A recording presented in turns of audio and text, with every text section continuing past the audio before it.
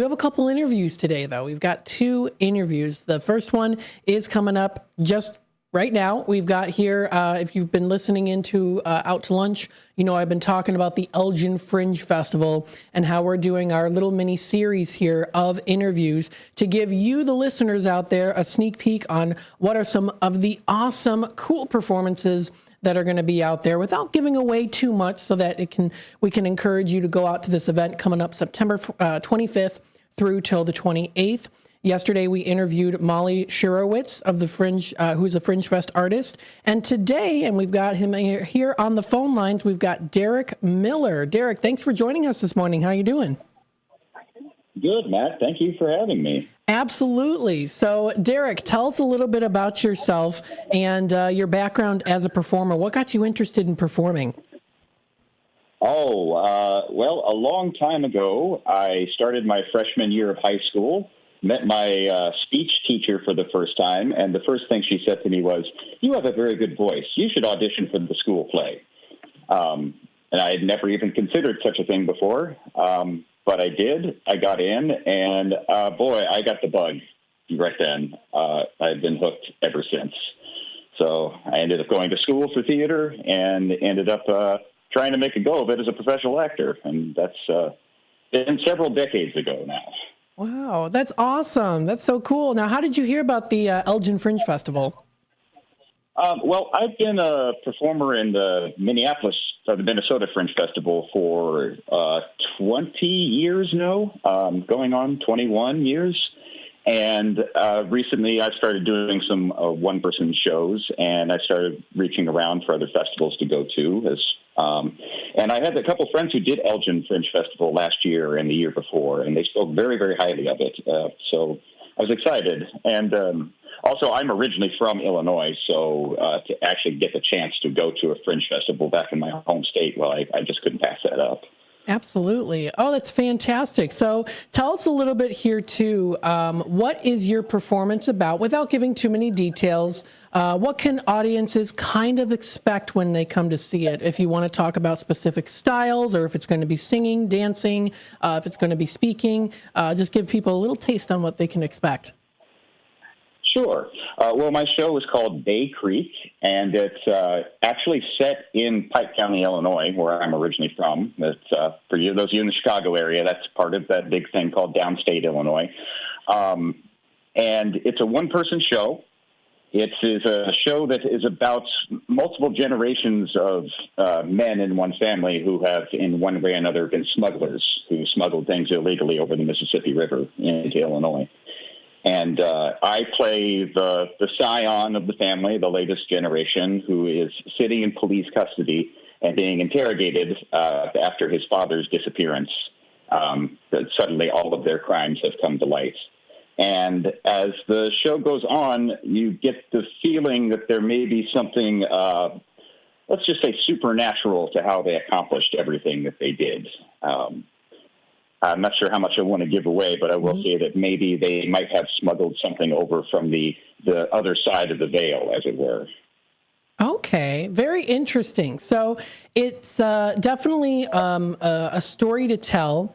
And again, I don't want you to have to give too much, but I'm sure there's going to be some forms of artistic expression, or, you know, is there going to be certain colors that are going to be used, certain color palettes, or certain lighting techniques that are going to be used, or? Oh, yeah. Well, like I said, it's a one-person show, so it's basically what you would call a storytelling show. So most of it is going to be just me talking directly to the audience as if they are the police that are interrogating me. Okay. But there's an intense use of sound in the piece because the entity that's part of the story is very associated with thunderstorms. So I did a lot of work creating a constant thunderstorm soundscape that runs under a big chunk of the piece, punctuated at very specific moments. And there's just a little bit of use of the color red in the lighting. There's a moment of intense red lighting as we come in. That's also something that's integral to the story, the color red. Interesting. Now tell us a little bit here too. How do you prepare for a performance like this? Do you have any routines? Do you have any rituals or unique ways that you get yourself ready? Well, to be honest, when you're doing the Fringe Festival, you have 10 minutes to load in your show and set it up, and then an hour to perform it, and 10 minutes to break it all down and get it out of there. So you actually have precious little time to do a lot of prep work before the show. I mean, I myself, I've been doing theater professionally for several decades. I don't have an overly elaborate pre-show ritual myself, but it mostly just comes down to making sure that I get enough sleep and I'm well rested before the show, and that I know my show backwards and forwards, you know. I've already performed this at one other festival, so I'm pretty solid on the script, as it were, but I will be running through it every day from now until I actually perform, just so that it just is second nature, and I can just click on the moment that I have to. When you're in a tight festival setting like this, you just have so little time to think of anything else, that you just got to make sure your show is just automatic the second you step on stage. Absolutely. That's all part of being in performance too. Got to prepare for when the time is short and you've only got so much preparation to have. So that's exciting though. When are you going to be performing? What day? I will be opening at the Elgin Fringe Festival on Thursday, the 25th at 9 p.m. And I have a second show the next day at 10:30 p.m. And then I'll be closing out my time at the festival on Sunday, the 28th at 1 p.m.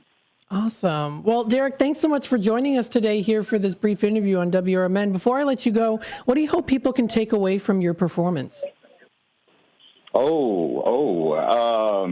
Well, part of my show is that plays on that tension between upstate and downstate Illinois that I'm sure most residents of the state are familiar with. This is a horror themed show, and I'm a big fan of horror movies. And one of the things that I've been constantly noticing and kind of annoyed with horror movies is that when they're set in a rural setting, the way that the residents of the rural setting are portrayed is, to my mind, usually not very nice. So I kind of wanted to delve into a horror story and make people in cities and urban areas understand that the people in rural areas are people just like you. They're just in a different place. And so I hope people take something away from that. Part of the show is also a commentary on the legacy of violence that can be handed down from father to son, even when the fathers actively try not to. And that's part of the idea of legacy in this show. But overall, I mean, as with any show and as with the whole festival, I just hope that audiences are entertained and walk out the door thinking, wow, I haven't seen anything like that before. I mean, that's what festivals like the Fringe Festival are all about. Absolutely. Well, Derek, thank you so much for coming on to the air today. We greatly appreciate it, and we're looking forward to seeing you. No, thank you so much, Matt. I hope to see you out there at the festival. Absolutely. Thanks again, Derek. All right. Have a good day. You too. Bye-bye now.